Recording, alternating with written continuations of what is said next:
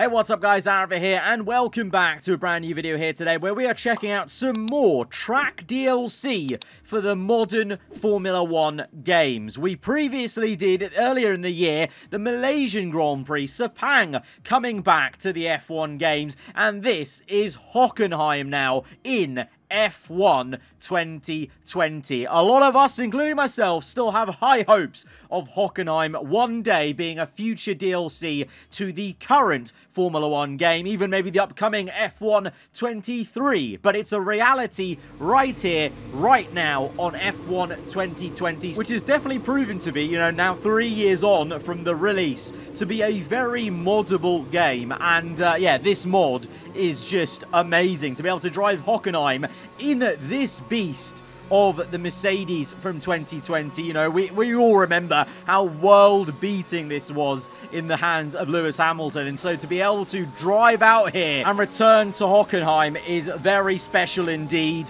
and at least for me, very much whets the appetite in terms of wanting it to be in a future F1 game as DLC.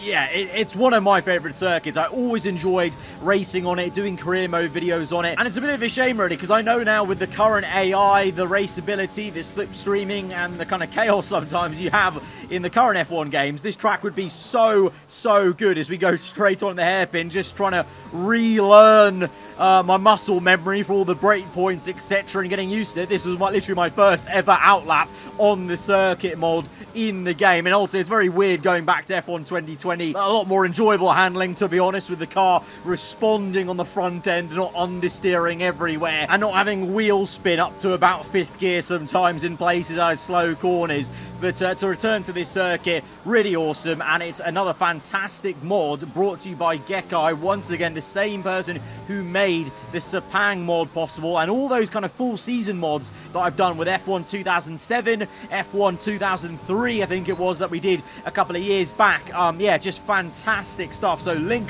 down below to his Patreon, and you can get it for yourself if you do still have F1 2020 on PC. But that is the lap of Hockenheim, just a simple feeler lap to get to grips a little bit once again with some of the break points and the car's handling, and to just see the track itself in isolation. But now it's time for the business end, because I know you guys are going to want to see a race with a full grid of cars as we travel back in time to F1 2020. Although I want to note, you'll notice the sponsor boards everywhere are actually even further back in Formula 1 history, because this Hockenheim track is actually part of a bigger, grander mod that is under development by Gekai at the moment, which is called the F1 Ultimate Career mod, but that is for another time in the future potentially. Right now, here, it's time to go to 5 red lights from the back of the grid for our Hockenheim race here today. Lights out, and we are underway. Let's see how far up the order we can go in this effective last question mark challenge, and we should be aiming for a podium, to be honest, in this Mercedes car. But turn 1, very tight affair, just having to stick behind Latifi and Giovinazzi at the moment, trying to go down the inside of both those cars. Little bit of contact made as we're trying to force our way through, get the elbows out on that tricky right to left hander, opening up the left, and then the long back straight, and plenty of battery use down here to try and size up a move into the hairpin. Our future teammate Russell in the Williams with a huge dive bomb, very George Russell of Russell's AI there, I must say, in the Williams car. He certainly carried that over into real life in the Mercedes as we now overtake a couple of cars through the hairpin exit up into P15, making quick work of Norris in the McLaren, and down the inside of Raikkonen in the second Alfa Romeo. And now we're up behind Hamilton's future teammate here on F1 2020. He's in the Williams, we're in this Mercedes. Down the inside, the Williams. Russell, he tries to actually block us off there and turn in, but we weren't having any of it as we've got progress to make. But already, as we're switching and changing from right to left, great stuff, side by side with Pierre Gasly into the last sector, and I'm already pumped up. I'm already loving life. I'm sure a lot of you will agree with me. This circuit just flows so well, and especially on the F1 game. In real life, there maybe were some instances where there would be a little bit of difficulty to overtake, but in the F1 game, it has always been a very fun circuit, which I think means it's a great candidate for a great DLC in the future on the current F1 games. Because if you're looking at tracks to add, I'm sure there's going to be other fan favourites, and you can let me know in the comments below.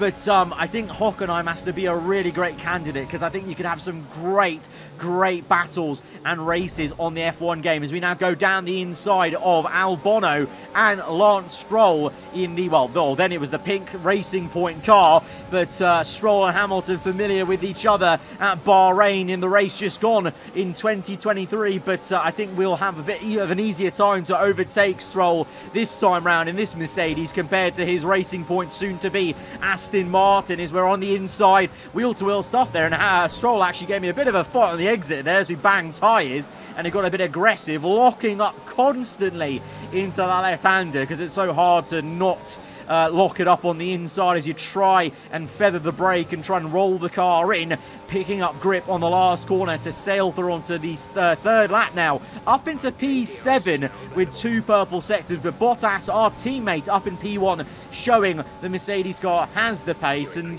this is pretty good progress. I think we could definitely be in line for the podium as we make a switch from left to right. It's going to be the outside line versus Leclerc in the Ferrari, much slower in 2020 of course, and so we're up into P6 and now on towards Esteban Ocon and Perez next up in the Renault. Compared to our feeler lap, very much now in the groove with where we're braking and able to gain a bit of time on the exit. It opens up actually for you on the wider line on the outside, and with this Mercedes pace we're able to just push past him, and the traction really not an issue for us in this game compared to F1 22. How much I miss this handling. This handling was so fun, and add in a circuit like Hockenheim where you're flowing from left and right this circuit, judging the brake zone, fast turns, and then equally challenging slow ons as well. It is a joy to return to this circuit as we get a little bit crossed up on Perez's rear ender. I caught him actually way quicker than I expected in the left-hander. 2 purple sectors, maybe the third might be purple,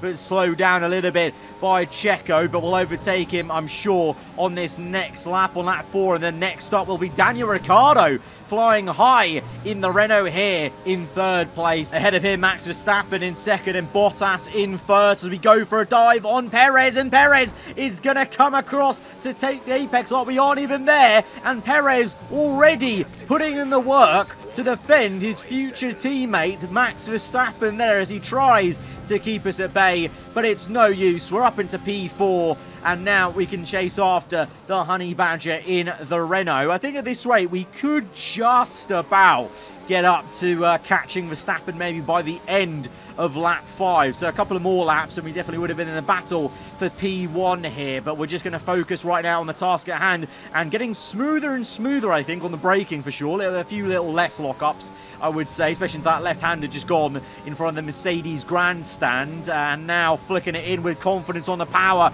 midway through the corner and catching up to Ricciardo. The wide line lock up there, but we're still going to keep the car rotated and go right round the outside of the Aussie man up into 3rd place, into the podium spot, and now one final lap to soak in Hockenheim and try and see if we can try and bridge the gap to Verstappen as we're flying high here at this circuit. But yeah, it's I had the same feeling when I did Sepang. It's just like, why can't we just have this in the game? Like, come on. It's possible for someone to mod this circuit into F1 2020. I'm sure there's maybe limitations with what's possible in F1 21 and 22, which is why maybe a mod like this isn't available in those games. And I think, you know, this game, because it shares all architecture with the one that it just went by the year before, I think that's how they've really got it into the game. But it just always makes me feel, and I'm sure a lot of you guys feel like, you know, why can't we just have these in the game? I mean, so many of these circuits that we've got